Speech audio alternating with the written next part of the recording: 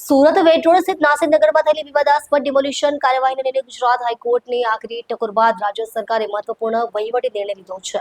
સામાન્ય વહીવટ વિભાગ દ્વારા ગઈકાલે સત્તાવાર નોટિફિકેશન મુજબ સુરત મહાનગરપાલિકાના મ્યુનિસિપલ કમિશનર નાગરાજનની તાત્કાલિક અસરથી બદલી કરવામાં આવી છે. હાઈકોર્ટમાં નાસિરનગર ડિમોલિશન મામલે કોઈ પૂર્વ નોટિસ આપ્યા વિના કરવામાં આવેલી કાર્યવાહી અંગે ગંભીર સવાલો ઉઠ્યા હતા.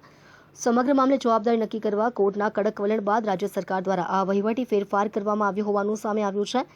જાહેરનામા અનુસાર નાગરાજન એમને ગાંધીનગર ખાતે સમગ્ર શિક્ષા અભિયાનના સ્ટેટ પ્રોજેક્ટ ડિરેક્ટર તરીકે નિયુક્ત કરવામાં આવ્યા છે. તેમની જગ્યાએ સુરતના વર્તમાન જિલ્લા collector તેજસભાઈ પરમારને Gujarat provincial municipal corporation act 1949ની કલમ 39 હેઠળ સુરત મહાનગરપાલિકાના મ્યુનિસિપલ કમિશનર તરીકેનો વધારાનો હવાલો સોંપવામાં આવ્યો છે. આ સાથે જ વહીવટી તંત્રમાં અન્ય મહત્વપૂર્ણ ફેરફાર પણ કરવામાં આવ્યો છે. સમગ્ર શિક્ષા અભિયાનના પૂર્વ state project director Ranjit Kumar, જેની ગાંધીનગર સ્થિત ગુજરાત ઇલેક્ટ્રિસિટી રેગ્યુલેટરી કમિશનના સેક્રેટરી તરીકે નિમણૂક કરવામાં આવી છે. નાસિરનગર ડિમોલિશન વિવાદમાં હાઈકોર્ટની ટકોર બાદ થયેલી આ કાર્યવાહીથી સુરત મહાનગરપાલિકાના વહીવટી તંત્રમાં ભારે ચર્ચા શરૂ થઈ ગઈ છે.